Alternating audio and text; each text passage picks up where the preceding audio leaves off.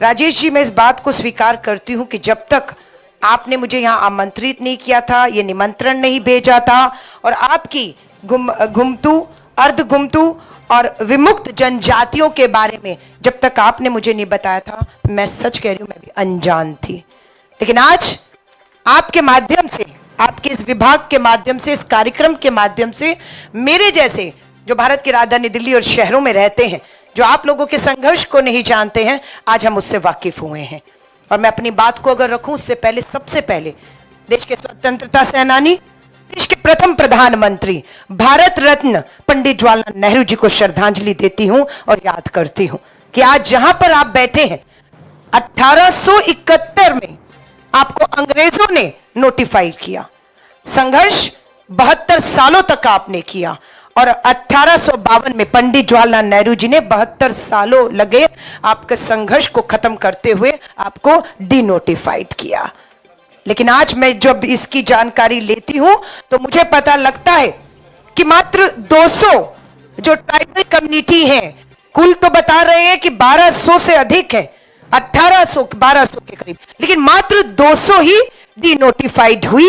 और जब वो डिनोटिफाइड हुई तो क्या हुआ, उन्हें एससी, एसटी, ओबीसी वर्ग में उन्हें स्थान मिला और बाबा साहब अंबेडकर जी, जिनका हम जिक्र कर रहे हैं, उनके संविधान के तहत आपको हक अधिकार मिलने शुरू हुए हैं। लेकिन अभी भी मेरी जानकारी सही है नहीं, आप बताएंगे, 1262 में से 2 ट्राइबल डिनोटिफाइड होते हैं। लेकिन अभी भी संघर्ष बहुत से ट्राइबल्स का अभी बाकी है। लेकिन ये संघर्ष खत्म करने का एक ही मात्र रास्ता है, वो रास्ता जिस पे श्री राहुल गांधी जी चल चुके हैं, वो रास्ता है जातीय जनगणना कराने का। भाजपा ने मंशा साफ कर दी है। भाजपा की हिमाचल की मंडी से जो सांसद है, उसने भाजपा को बेनकाब कर दिया ये कहकर, और उत्तर प्रदेश के मुख्यमंत्री ने भी ये कह दिया।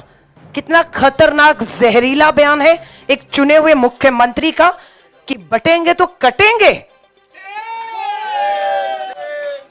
ये भाषा एक चुने हुए सबसे बड़े राज्य के मुख्यमंत्री की और उन्हीं की सांसद से बार बार टीवी इंटरव्यू में पूछा गया कि जातीय जनगणना होनी चाहिए तो नहीं होनी चाहिए, तो भाजपा के मंसूबे जो अंदर कमरों में है, प्रधानमंत्री जी कुछ कह रहे हैं, गृह मंत्री कुछ कह रहे हैं, पर बंद कमरों की मीटिंगें वापस आई और उन्होंने कहा कि बिल्कुल ये नहीं होनी चाहिए, जातीय जनगणना नहीं होनी चाहिए। नहीं होगी तो सही कहा, कैसे पता लगेगा कि कितने हमारे घुमंतू, गैर घुमंतू और हमारे जो है विमुक्त जनजातियां हैं, उनके हक और अधिकार क्या है जो संविधान में है। मैं आपको विश्वास दिलाती हूं, जब पंडित जवाहरलाल नेहरू जी ने डिनोटिफाइड किया, तब देश के पहला मुख्यमंत्री, देश का मैं कहूं आपकी जाति से मुख्यमंत्री जो है वो वसंत राव पुलसिंह नायक जी बनाए जाते हैं। ये संभव तभी हो पाया जब उन्हें नोटिफाई से डिनोटिफाई किया गया, उन्हें समाज में हक और अधिकार दिए गए और मुख्यमंत्री के पद तक उन्हें पहुंचा। रैंके कमीशन का गठन 2008 में, इसकी रिपोर्ट बताती है कि मात्र जो है 15 करोड़ की आबादी थी आपकी।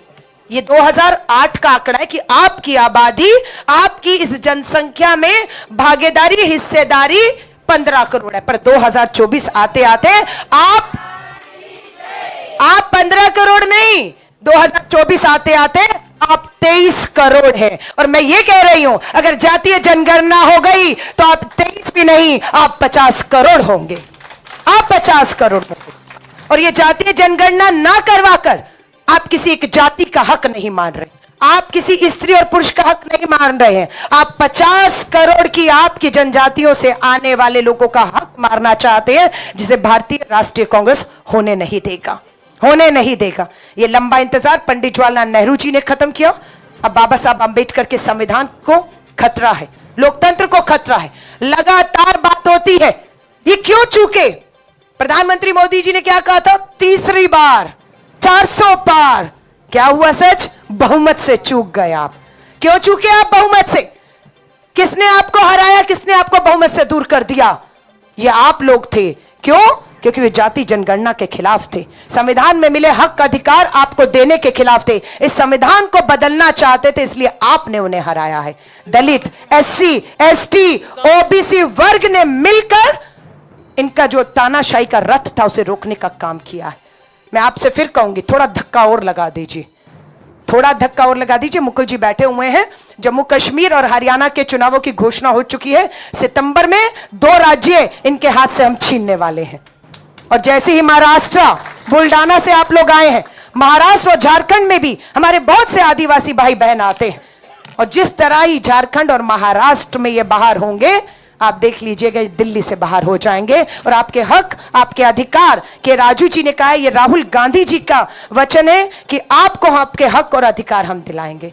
आज मुक्ति दिवस के तौर पर मनाया जा रहा है, उसके लिए आपको हार्दिक बधाई और शुभकामनाएं देते हैं। ये संघर्ष न्याय का हक मिलने तक यूं ही जारी रखिएगा। और मैं एक बार फिर से SC/ST डिपार्टमेंट के तमाम जो यहाँ पर कार्यकर्ता पदाधिकारी खड़े, राजेश लिलोथिया जी के नेतृत्व में, आपको तहे दिल से बधाई देती हूँ कि मेरे जैसे अनजान व्यक्ति को भी आपने इन जातियों के संघर्ष के लिए, हक अधिकारों के लिए जागरूक ही नहीं किया, मुझे भी आपकी लड़ाई में शामिल किया है। और मेरी बहनें यहाँ पर बैठी हैं, मैं आप बहनों को कहूंगी, मुझे खुशी है कि आपको इस लड़ाई को लड़ने के लिए मेरी बहनों को अग्रिम पंक्ति में लाकर खड़ा करने का आपने काम किया है। मेरे भाइयों ने अपनी कुर्सियां इन्हें दी हैं। और मैं आपको यह भी कह रही हूं, ये 33% आरक्षण कानून पास हो चुका है। जिस दिन लागू होगा उस दिन इसी समाज की बहनें संसद में भी पहुंचेंगी, निवस्त्रों में पहुंचेंगी, अपने हक अधिकार की आवाज उठाएंगे, मुझे विश्वास है।